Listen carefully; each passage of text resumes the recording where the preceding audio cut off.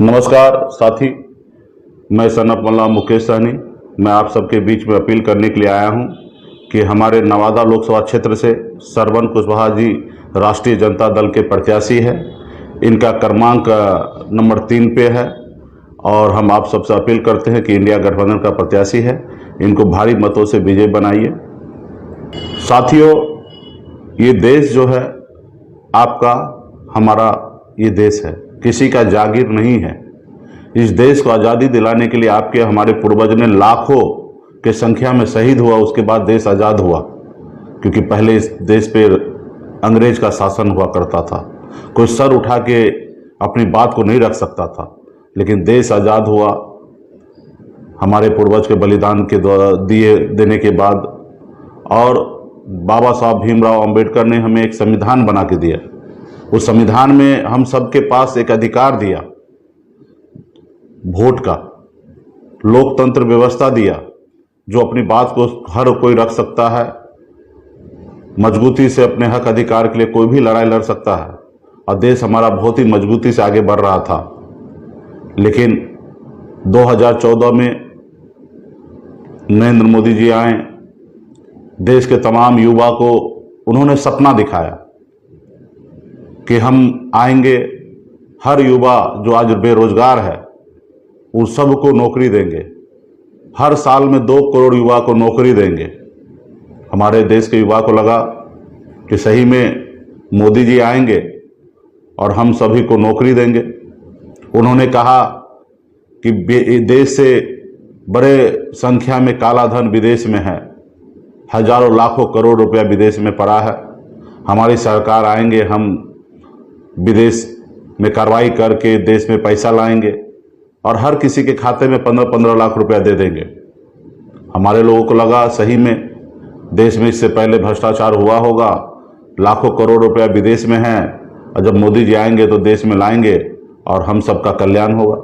उन्होंने कहा कि हर किसान को आय दुगुना करेंगे, किसान को सही मूल्य नहीं मिल रहा है, किसान परेशान है, किसान आत्महत्या कर रहा है।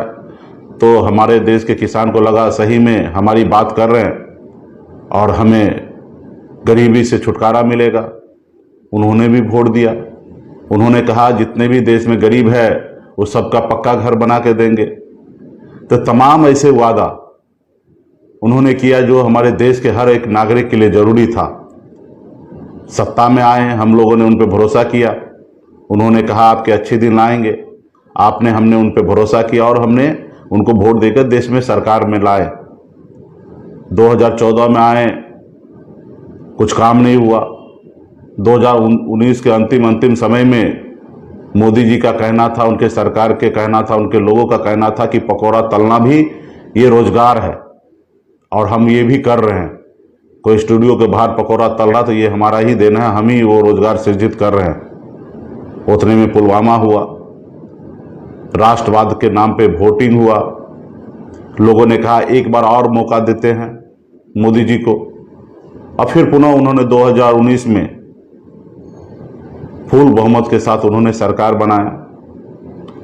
फिर हम लोग इंतजार करते रहे, देश के युवा इंतजार करते रहे कि हमें नौकरी मिलेगा, हमारे अच्छे दिन कब आएंगे, हमारे बच्चे के पढ़ने के लिए अच्छे स्कूल कब बनेंगे, हमारे बच्चे के इलाज करने के लिए अच्छे हॉस्पिटल कब बनेंगे। तो ये तमाम लेकर जूझते हुए हम अभी तक आ गए हैं। इस देश में बड़े संख्या में युवा जो है बेरोजगार है। भारत सरकार का पिछले साल का डाटा कहता है कि 10 लाख भी नौकरी मोदी जी जब से आए तब से आज तक 10 लाख नौकरी भी नहीं दे पाए, और कम से कम 25 से 30 लाख कर्मी जो है 10 साल में रिटायरमेंट हुए हैं। यानी कि जितने भी देश के सरकारी नौकरी में थे, उस जितना रिटायरमेंट हुए उनके बराबर में उनके 25% भी नौकरी इन्होंने देश के लोगों को नहीं दिया।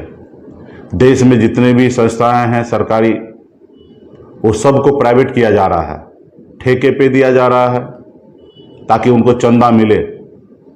धंधा दो चंदा लो, तो ये देश सही नहीं है, सही रास्ते पे नहीं चल रहा है। ये संविधान के ऊपर उनके भरोसा नहीं है। आज 2 मुख्यमंत्री को जेल डाल दिया गया है। जो थोड़ा सा भी उनसे बगावत करता हो उसको ईडी का नोटिस उनके घर पे पहुंच जाता है।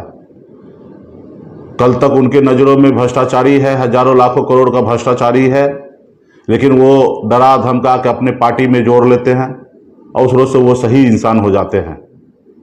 तो साथियों, ये देश आपका है, आपके पूर्वज ने, हमारे पूर्वज ने बलिदान दिया तब जाके देश आज़ाद हुआ। आज ये देश में कुछ लोग कब्जा करने के लिए लगे हैं।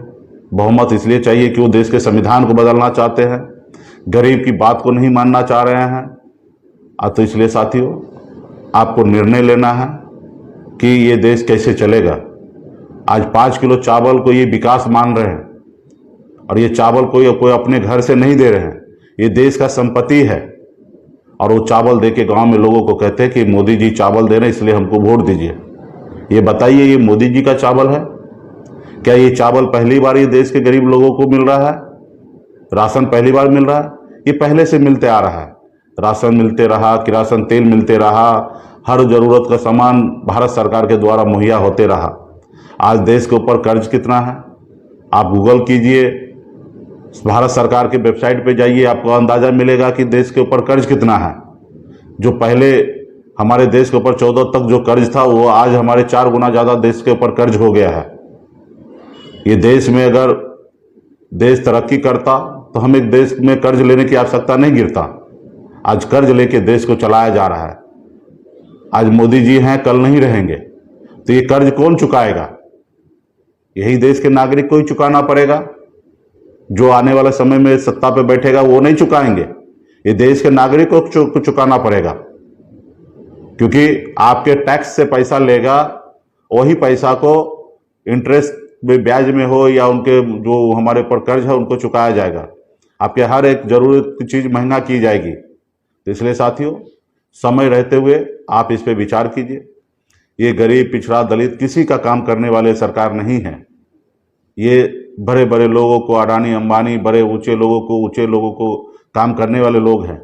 ये हमारे जैसे गरीब लोगों का काम नहीं कर सकते। हमने भी 10 साल से इनको देखा है। 2014 में इनको हमने मदद किया, 2020 में मदद किया, इनके साथ हम रहे। लेकिन आपने देखा ना, हमारी आरक्षण की लड़ाई को नहीं अंजाम दिए। हर समय वादा करते रहे कि हम करेंगे, लेकिन समय निकलने के बाद ये भूल जाते हैं कि निषाद कमल्ला के बेटा को कोई समस्या है।